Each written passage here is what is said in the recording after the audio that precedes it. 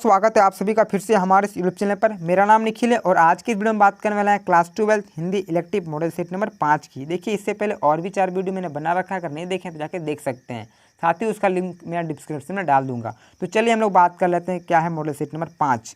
देखिए इस प्रकार से कोई सामान्य निर्देश है तो पता ही है। अब देख लेते हैं आपका पहला प्रश्न। आपका पहला प्रश्न में आपको 6 अंक मिलेंगे, ठीक है, 2 4 6 यानी कि 2 अंक एक एक प्रश्न का रहेगा। इस प्रकार से आपको इस गद्यांश को पढ़ना है और यहाँ से यहाँ तक आपको पढ़ के इसका आंसर निकालना है। तो मैं आंसर बता दे रहा हूँ क्या होगा, ठीक है। जो आपका पहला प्रश्न पूछा जा रहा है कि मानव जीवन की सफलता किस में है, यानी कि मानव जीवन का सक्सेस यानी कि सफलता किस में है, उसको आपको बताना है। यहाँ से रीड करके आप बताइएगा। तो आंसर ये रहा, मैं दे रहा हूँ, ठीक है।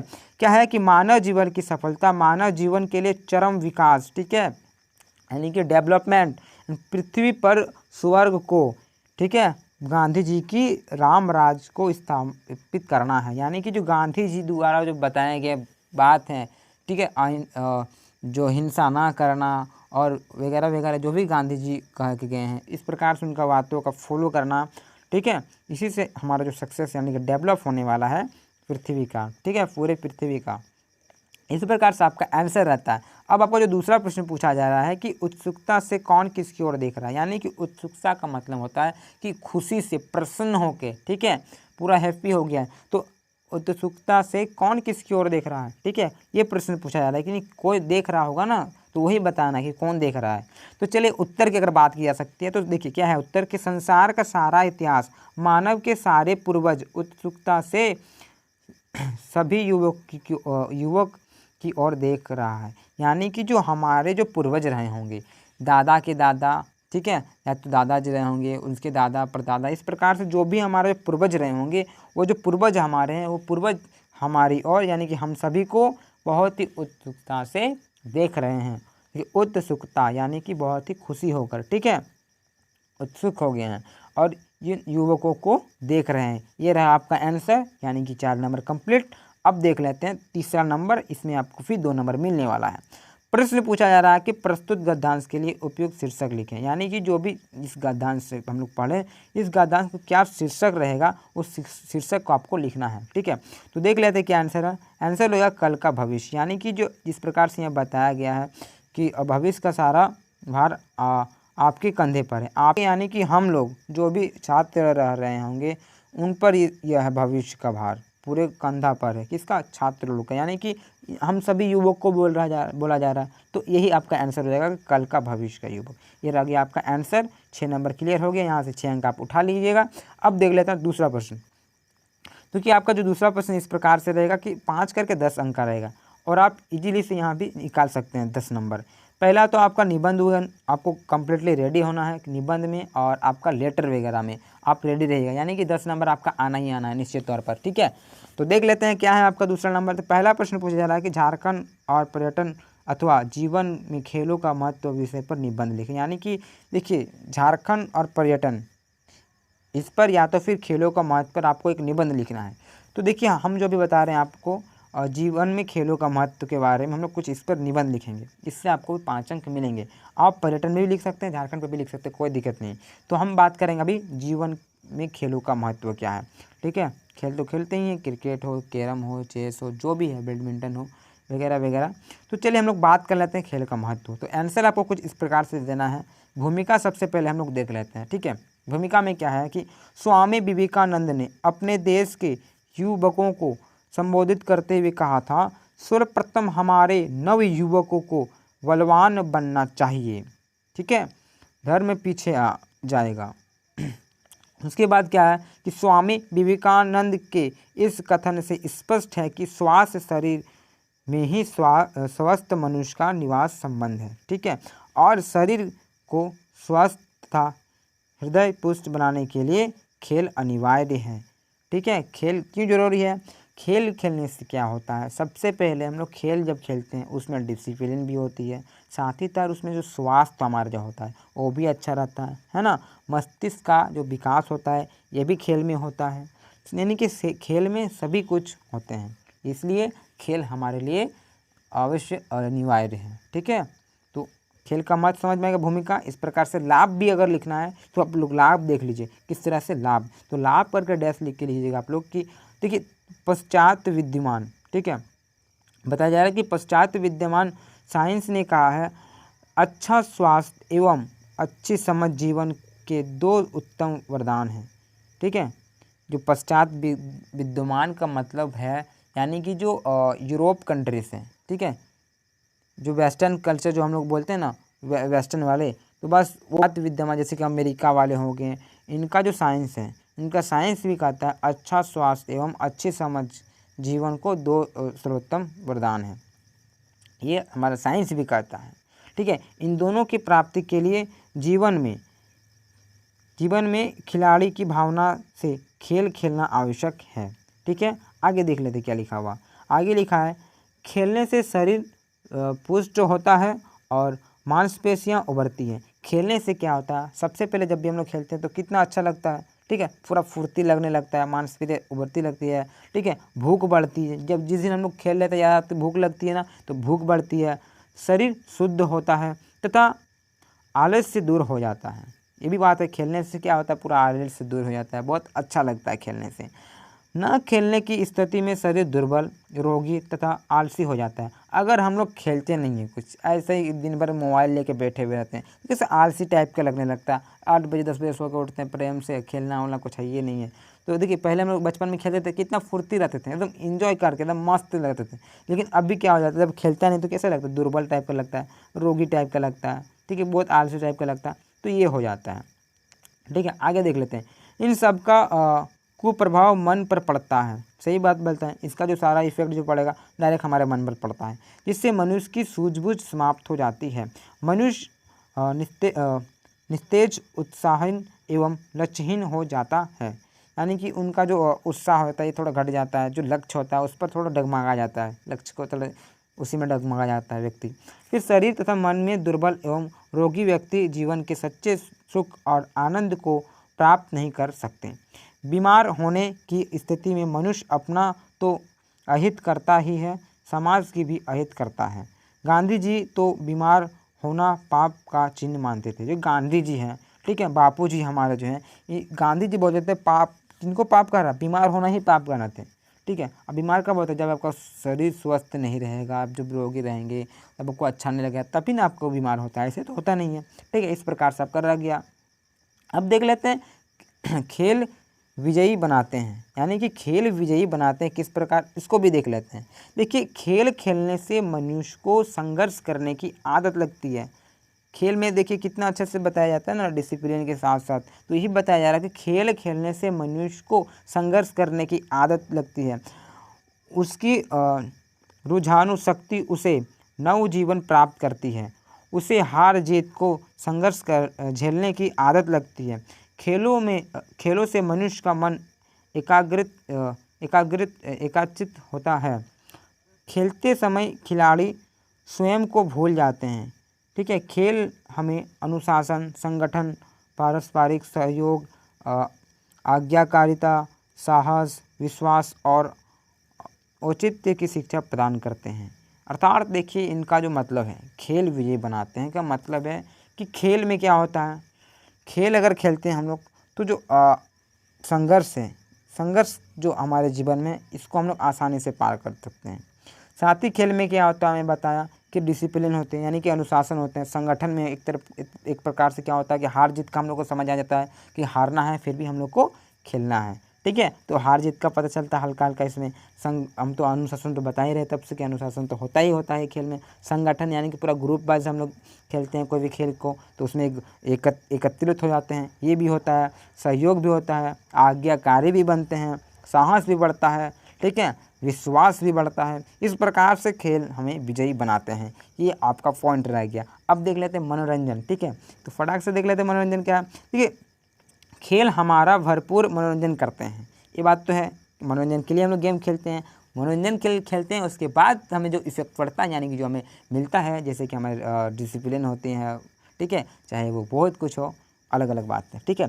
खिलाड़ी हो अथवा खेल प्रेमी, दोनों को खेल के मैदान में एक अपूर्व आनंद मिलता है। सही बात है, चाहे वो खिलाड़ी हैं, चाहे वो सामान्य मनुष्य हैं, या तो खेल का प्रेमी रहा हो, दोनों को गजब का आनंद मिलता है। मनोरंजन जीवन को सुमधुर बनाने के लिए आवश्यक है। इस दृष्टि से भी जीवन में खेलों का अपना महत्व है। इस प्रकार से आपका खेल का महत्व रह गया। आप अपने भी तरह से आप खेल के महत्व को लिख सकते हैं। तो चलिए बिना विलंब किए अगले क्वेश्चन की ओर बढ़ते हैं। तो आपका जो अगला प्रश्न नंबर देख लेते हैं क्या है, यानी कि आपका जो महत्व लिखें खेलों का, इसमें इस निबंध में आपका 5 नंबर कंप्लीट होता है। अब दूसरा देख लेते हैं, इसमें भी आपको 5 नंबर मिलने वाला है, यानी कि आपका निबंध से क्लियर।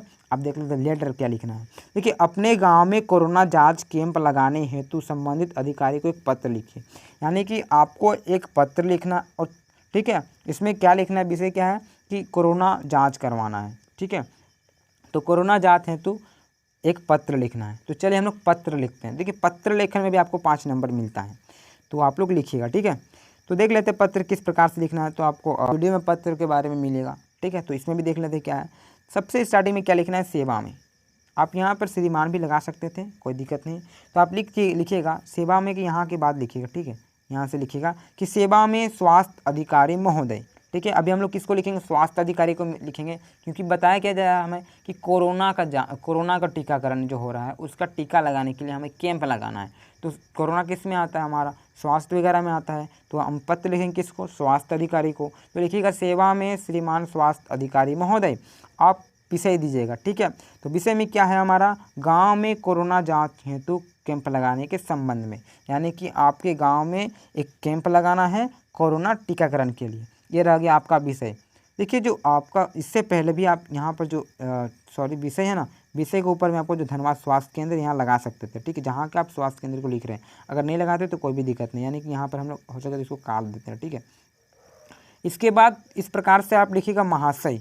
ठीक है, महाशय लिख के आप जिनको पत्र लिख रहे हैं उनको बहुत ही अच्छी तरीके से पत्र लिखें और रिस्पेक्ट के साथ, यानी कि इज्जत के साथ उसको पत्र लिखें। और क्या लिखेगा कि विनम्र अनुरोध है, सविनय निवेदन है, जिस तरह से आपको लिखना है लिखिएगा। ठीक है, तो मैं लिख रहा हूँ कि विनम्र अनुरोध है, मैं पूर्वी टुंडी प्रखंड का रहने वाला हूँ, जहाँ के भी निवासी हैं वहाँ का आप अपना निवास स्थान दे दें। मैं सुंदर पहाड़ी ग्राम का निवासी हूँ, यानी कि मैं सुंदर पहाड़ी का निवासी हूँ, जो भी उसका गांव रहेगा उस प्रकार से आप लिखिएगा। महाशय, जैसा कि हम सभी जानते हैं कोरोना जैसी बड़ी महामारी आज पूरे देश में फैली हुई है, जिसकी वजह से सभी लोग परेशान हैं। बात तो सही है, कोरोना जैसी महामारी से सभी देश परेशान है, देश विदेश भी परेशान है। ठीक है, कोरोना के बचाव हेतु सरकार द्वारा कोरोना का टीका लगवाया जा रहा है। और कोरोना के जो बचाव के लिए जो गाइडलाइंस है, इनमें से एक जैसे मास्क पहनना हो गया, सैनिटाइज यूज़ करना हो गया, इस प्रकार से टीकाकरण भी जरूरी है। ठीक है, लगवाया जा रहा। सभी नियमों का पालन पूरे गाँव वासी कर रहे हैं, यानी कि जो भी नियम है, जो भी गाइडलाइंस है, उसका पालन पूरे गाँव वाले कर रहे हैं। किंतु अभी भी कुछ लोगों का टीकाकरण बाकी है।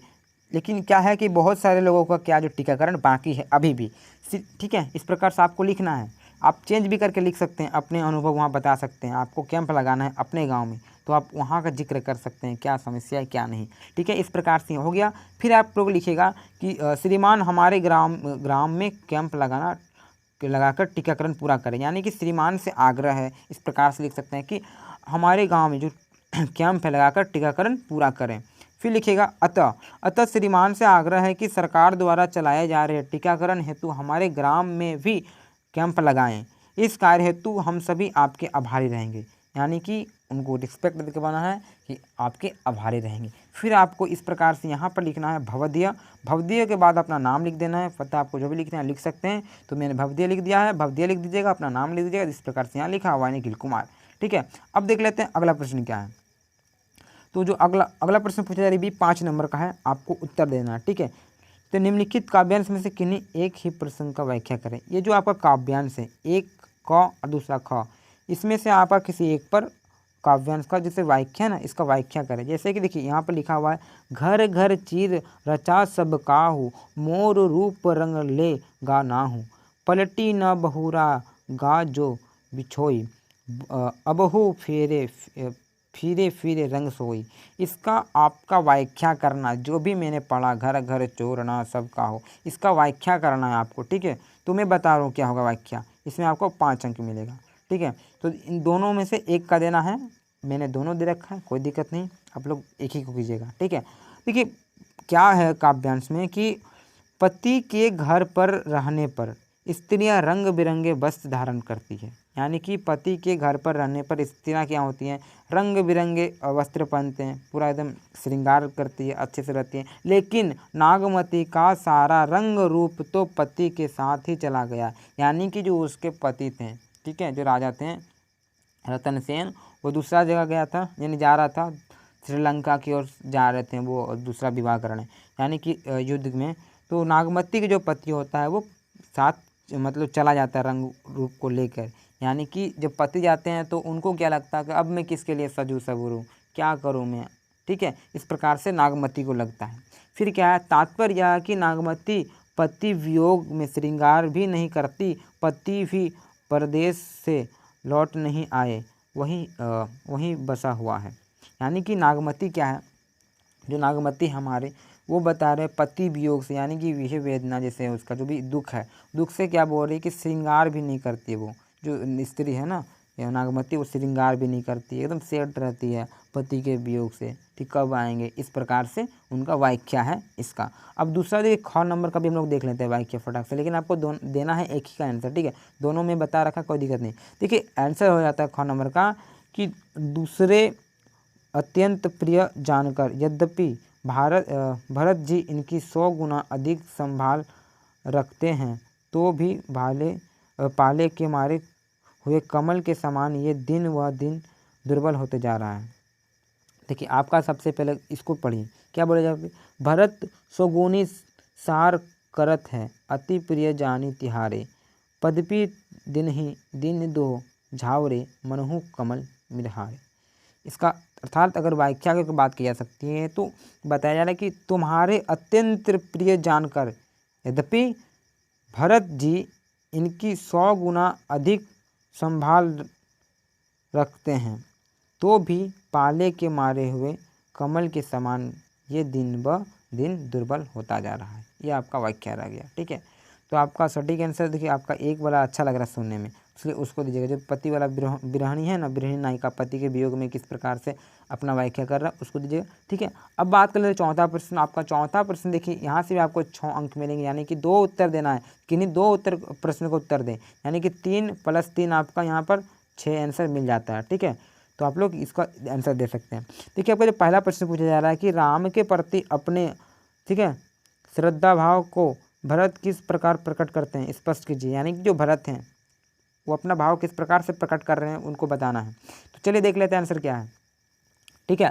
क्या है कि तुलसीदास जी के रामचरितमानस काव्य रचना में भरत अपने अग्रज श्री राम के प्रति गहन आस्था, विश्वास और प्रेम प्रकट करते हैं, ठीक है। जो राम जी के प्रति जो भरत जी हैं प्रेम भाव प्रकट करते हैं, तो किस प्रकार करते हैं वो देख लेते हैं। श्री रामचरितमानस के अयोध्या कांड से उद्धृत इस अंश में भरत जी कहते हैं कि अपने स्वामी यानी कि भ्राता राम, ठीक है, अपने स्वामी के सरल स्वभाव को भली भांति जानता हूँ, यानी कि मैं जानता हूँ किस प्रकार हैं वो मेरे भ्राता, ठीक है। वह किसी के द्वारा अपराध किए जाने पर कभी क्रोधित नहीं होते, यानी कि कोई भी अगर कोई दोषी दोष करता है फिर भी वो क्रोधित नहीं करते हैं, ऐसे हैं हमारे भ्राता, ऐसे हैं हमारे राम, ठीक है। उनका तो मेरे प्रति विश्वास स्नेह है, ठीक है, उनका जो उनके प्रति जो है, उनका भाई के प्रति जो स्नेह है बहुत ही विशेष स्नेह है, ठीक है। इसलिए बचपन में उन्होंने खेल में भी मेरा कभी मन नहीं दुखाया है, यानी कि खेल में भी कभी राम जी अपने भाई का मन नहीं दुखाया, ठीक है। उन्होंने मेरा साथ कभी नहीं त्यागा, यानी कि उनका जो साथ है कभी नहीं छोड़ा।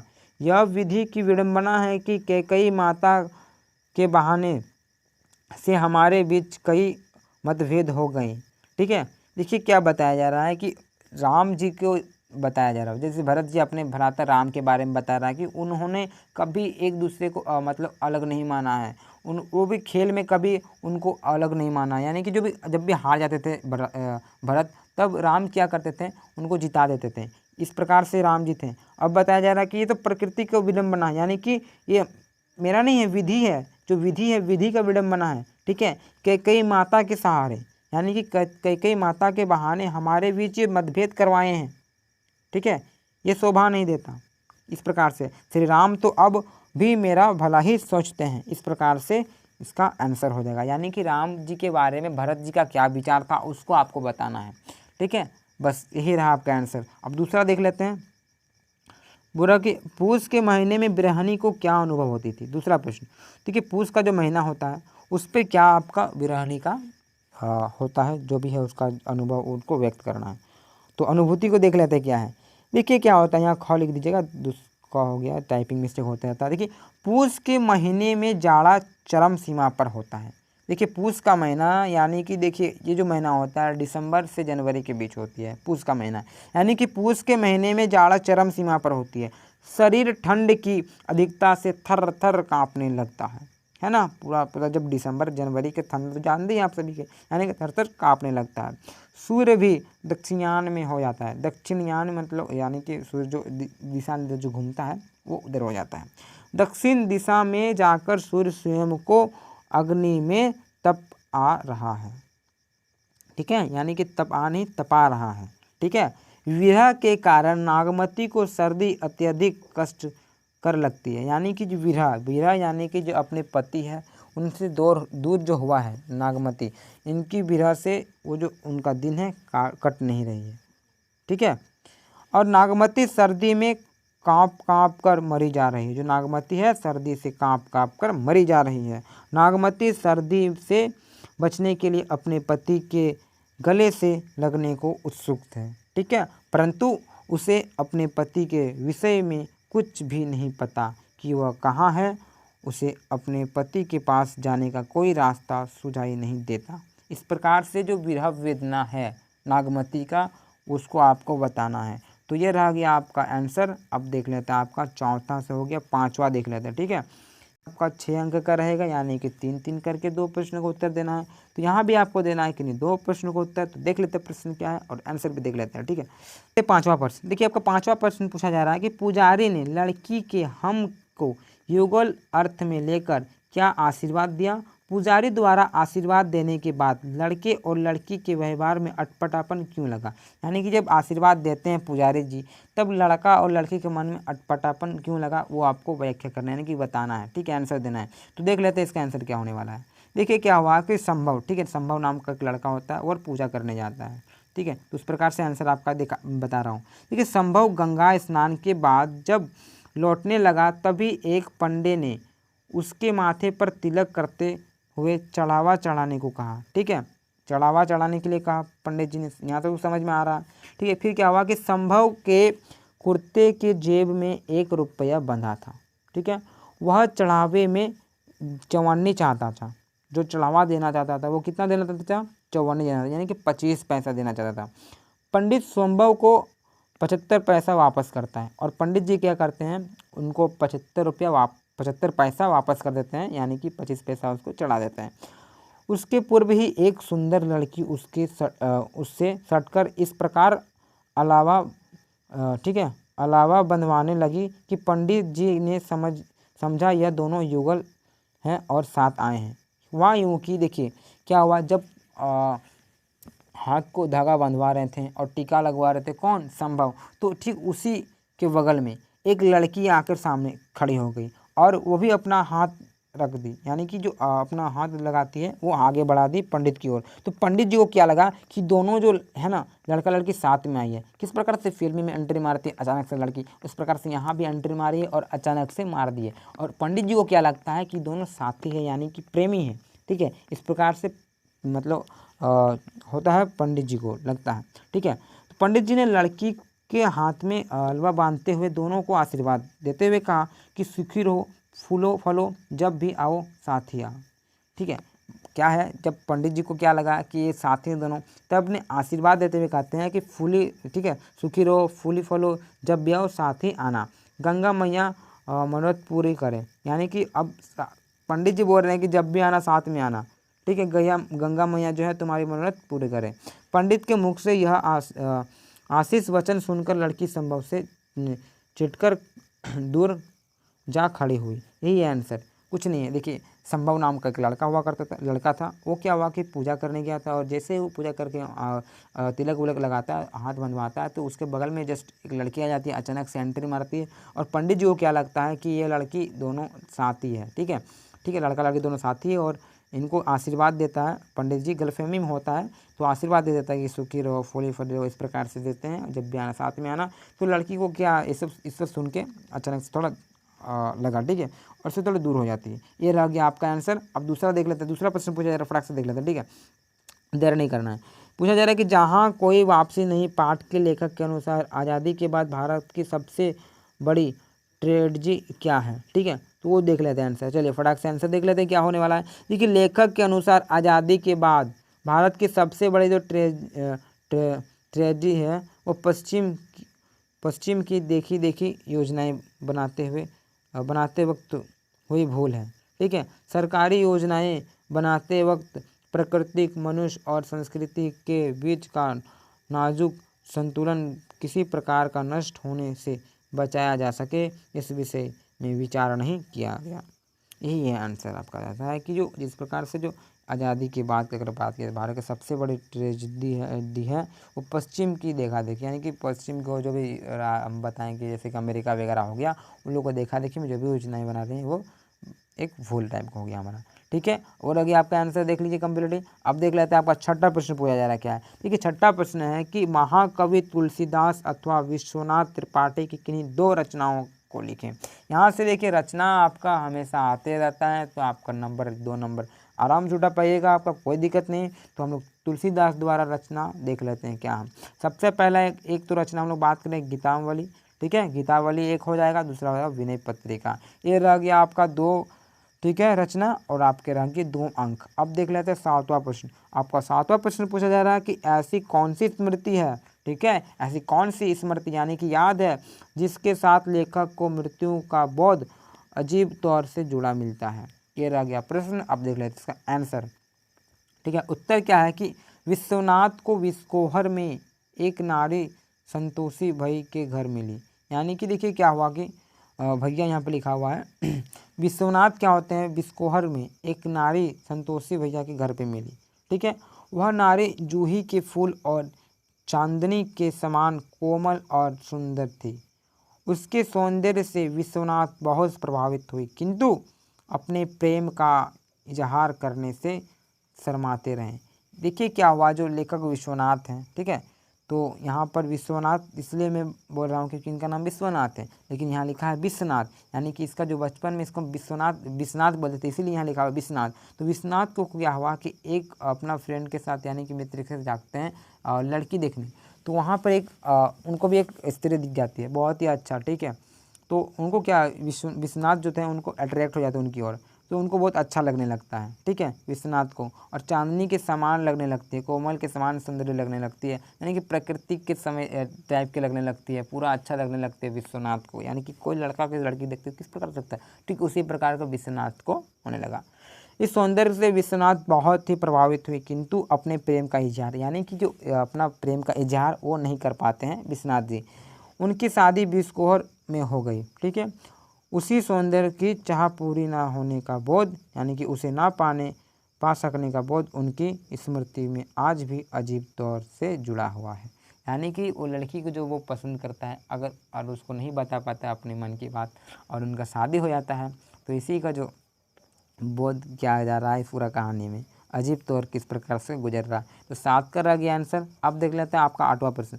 तो आपका जो 8वां प्रश्न पूछा जा रहा है, तो आज का अंतिम प्रश्न है और 8वां प्रश्न है कि आधुनिक युग में विकास की औद्योगिक सभ्यता किस प्रकार उजाड़ की सभ्यता में बदल रही है, ठीक है। आज का अंतिम प्रश्न है और 8वां प्रश्न है। इसके बाद आपका क्लियर हो जाता है प्रश्न और मॉडल सीट नंबर 5 भी। तो इसका फटाक से आंसर देख लेते हैं, उसके बाद आगे बात करते हैं, ठीक है। क्या होगा कि हम, ठीक है, प्रश्न को आप समझ में आया ना, देख लेते हैं, आपको समझा दे रहे हैं क्या बोला है कि आधुनिक युग में विकास की औद्योगिक सभ्यता, यानी जो भी अभी औद्योगिक सभ्यता किस प्रकार उजाड़ की सभ्यता में बदल रही है। यानी कि जो अभी का जो युग जो उद्योग वगैरह हम लोग लगा रहे हैं, जो सभ्यता यानी कि डेवलप कर रहे हैं हम लोग, ठीक है, तो उजाड़ की सभ्यता में बदल रही है, बताना है किस तरह से, समझ रहे हैं ना। तो चलिए उत्तर को देखते हैं, आपको और समझ में अच्छा से आ जाएगा। तो आगे देख लेते क्या लिखा हुआ कि हम लेखक के इस कथन से बिल्कुल सहमत हैं। भैया तो सहमत हैं। ऐसी औद्योगिक सभ्यता जिससे विकास के नाम पर प्रदूषण, प्राकृतिक दोहन, पृथ्वी का विनाश ही किया गया है। जो ये सभ्यता इसके द्वारा क्या था, पूरा प्रदूषण हो रहा है, प्रकृति का दोहन हो रहा है, पृथ्वी का विनाश हो रहा है, और क्या हो रहा है, ये ना हो रहा है, उससे असभ्यता ही कहा जा सकता है। ठीक है, अपसभ्यता यानी कि उसे अपसभ्यता ही कहा जाता या तो कहा जा सकता है। यह विकास और प्रगति के नाम पर विनाश की ओर ले जा रहा है। यह क्या हो रहा है, विकास और प्रगति के नाम पर डेवलप कर रहा है, इसके नाम पर पूरा एकदम विनाश की ओर ले जा रहा है। मनुष्य ने अपने उत्पत्ति के साथ से ही पृथ्वी का भी दोहन करना आरंभ कर दिया था। ये बात तो क्लियर समझ में आ रहा है। परंतु जब दोहन की प्रक्रिया बहुत ही बंद थी, ठीक है, जैसे जैसे मनुष्य, यहाँ मनुष्य लिखा है तो टाइपिंग मिस्टेक होता है, तो लिखिएगा मनुष्य। जैसे जैसे मनुष्य का विकास होता गया, उसने प्रकृति का दोहन तेजी से आरंभ कर दिया। ठीक है, मनुष्य ने अपने आवास के लिए पेड़ों को काटना शुरू कर दिया। यानी कि जैसे जैसे मनुष्य अपना डेवलप करते गया, विकास विकास विकास करेंगे हम, तो विकास के चक्कर में प्रकृति का दोहन तेजी से बढ़ने लगा। ठीक है, जैसे कि घर बना रहा, तो घर बनाने के लिए क्या, पेड़ों को काटने लगा। सड़क बना रहा, पेड़ों को काटने लगा। ये हुआ ना, प्रकृति पर कुछ तो इफेक्ट पड़ा, कुछ तो प्रभाव पड़ा ना, ये एक कारण हो जाता है। ईंट के निर्माण के लिए मिट्टी का प्रयोग किया। ठीक है, जैसे कोयले, सीमेंट, धातु इत्यादि की आवश्यकताओं को पूरा करने के लिए उसने पृथ्वी को खोद डाला। ये भी होता है, जैसे कि कोयला चाहिए, सीमेंट चाहिए, वैसे औद्योगिक और भी सारे जो होते हैं धातु वगैरह निकालने के लिए पूरा मतलब ज़मीन को खोद रहे हैं, इससे भी इफेक्ट पड़ता है उस पर। ठीक है, तो कहते हैं हम विकास कर रहे हैं, समझ रहे हैं ना। इस औद्योगिक के कारण जीव जंतु, पेड़ पौधों, नदी, पहाड़ों, भूमि सभी को नुकसान हो रहा है। और यह विकास के चक्कर में, इस औद्योगिक के चक्कर में पूरा जीव जंतु, पेड़ पौधे, नदी, नाला, तालाब, पूरा प्रकृति का विनाश ही हो रहा है, जो हमें उजाड़ रहा है। अतः हम इसे अपसभ्यता भी मानते हैं। ये रहा आपका कम्प्लीटली आंसर। तो ये रह गया आपका मॉडल सेट नंबर 5 समाप्त होता है यहीं पर। तो अगर वीडियो आपको अच्छा लगा तो कमेंट करें और लाइक, सब्सक्राइब, शेयर करें। अगर हमारे चैनल को सब्सक्राइब नहीं किए हैं तो सब्सक्राइब कर लें और अपने मित्रों को शेयर अवश्य करें। तो चलिए अगले वीडियो मिलते हैं। जय हिंद, जय भारत। तब तक आप लोग अपनी परीक्षा की तैयारी करें। तो चलिए नेक्स्ट वीडियो मिलते हैं। वंदे मातरम।